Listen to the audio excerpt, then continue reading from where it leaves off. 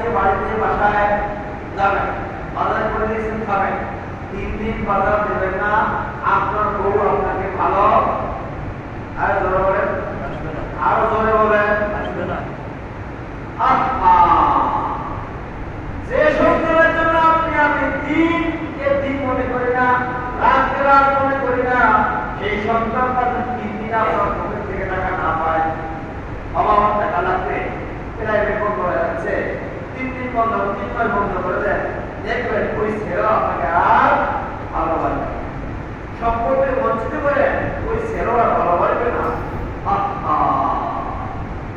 বীর মোশাররফ হোসেন লিখিত, আমরা ক্লাস 10 এ পড়েছিলাম, হায়রে অর্থ, হায়রে অর্থ, হায়রে অর্থ, কি হয়েছে সেরে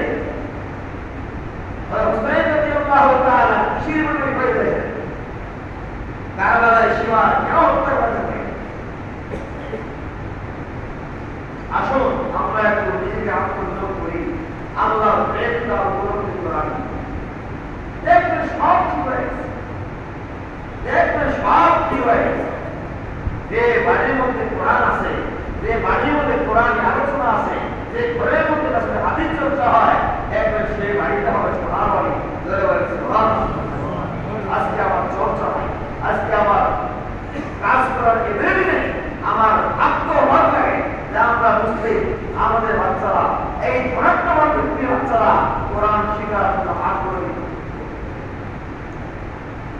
বাস্তবটা এগুলোই যে আমি যখন কোরআন থেকে বঞ্চিত, আমার সন্তানরাও কোরআনের ভালোবাসা আসবে না। ফলে এই বাচ্চাগুলি যারা কোথায় উপার্জন করছিল, আমি তো এতিমখানার লোকগুলাকে মনে করি এরা জাতির জন্য বড় বড় কাজগুলো করে। কেন করে?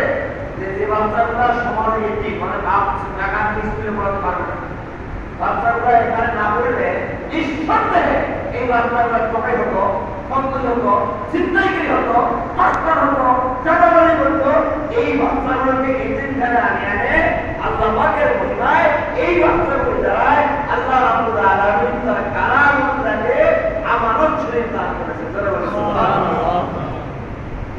আর সমাজের বাংলাদেশিরা জ্ঞান করতে, যেদিন স্বরাষ্ট্রমন্ত্রী বলেছেন হলিয়াটির ঘটনা করে, হলিয়াটির ঘটনা কি ঘটেছিল, সেদিন বিদেশি কিছু নাগরিককে হত্যা করা হয়েছে। সাধারণত আগে মনে করতে মানুষ যে এই টুপিয়ালা জঙ্গি, এরাই হলো ইসলামের নাম দিয়ে দোহাই দিয়ে এরাই জঙ্গিবাদ খায়। আমি তো যেখানে যাই জঙ্গি বিভিন্ন আছে, একজন মাদ্রাসার ছাত্র আজ অব্দি জঙ্গি হয়নি। আমি আরো ক্লিয়ার করি, কারণ ইসলাম তারা ব্যাখ্যা দেয়, তারা জঙ্গিবাদের বিরুদ্ধেই ব্যাখ্যা দেয়। ইসলাম কোনদিন জঙ্গিবাদকে আশ্রয় দেয় না। এখন দিব ইসলাম তলোয়ার না, ইসলাম উদাহরণ। আল্লাহ রাসূল ইসলাম বাস্তবায়ন করেছে বেগায়ের তলোয়ার, তলোয়ার ছাড়াই ইসলাম জিন্দা হয়েছে, ইসলাম উদাহরণে চলে আসছে। তার কারণে কোন মুসলিম যারা মুহাম্মদ ইবনে আব্দুল্লাহকে পয়গম্বর মানে আল্লাহ পাক কোরআনে পাকে বলছে উসওয়াতুল হাসানা, আমি আমার রাসূলের মধ্যে উত্তম আদর্শ দান করেছি। উত্তম আদর্শের ব্যক্তিরা কখনোই তলোয়ার দিয়ে মারামারি করে না, গায়ের জন্য মারামারি করে না, এরা বিপজ্জনক থেকে মানুষকে মুক্তি দান করে, এরা যেন আদর্শবান। আমরা আবার বলার চেষ্টা করি, আল্লাহ পাক আমাদেরকে যেটুকু পরিমাণ সম্পদ দিয়েছেন, এই সম্পদটুকুও সাহাবায়ে কেরামের ছিল না। তাই ছিল না? বলেন ছিল। সাহাবায়ে কেরাম একটা কিছুর জন্য রোজা রাখছেন, দুমুঠো খাবার পায় নাই। যে বাচ্চারা মাদ্রাসায় পড়ে বেশি না, এদের বাড়িতে 2 বেলা খাওয়ার ব্যবস্থা হয় নাই। আপনারা আমার দানের উসিলা করে এই বাচ্চাগুলি এতিমখানায় পড়ে আপনারা আমার বিভিন্ন প্রকারের উজুরের কারণে তাদের খাওয়ার রিজিকের ব্যবস্থা আল্লাহ করেছে। এটা কিন্তু বিভিন্ন প্রকার কলা কৌশলে আল্লাহ ব্যবস্থা করেছেন, এটার ব্যবস্থা উপস্থিত, আমি আপনাদের মধ্যে আহ্বান করব, আমরা যে গোলাপবাগ মসজিদে আসছি, এই মসজিদ আবাদ হবে। এই মসজিদ আবাদ করার জন্য আগে এলেমের জন্য কি দরকার? এলেমটা অর্জন করতে হবে এই মাদ্রাসাগুলো থেকে।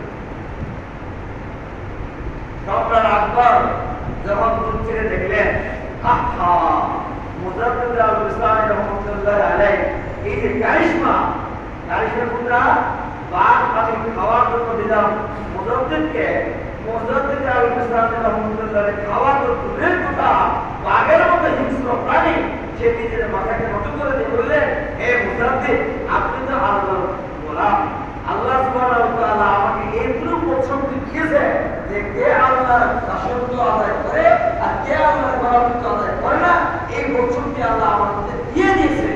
আল্লাহ আপনার দ্বারা আমাদের রিজিকটা দিবেন এই আমি জানি, এই আমার দেওয়াকে আছে।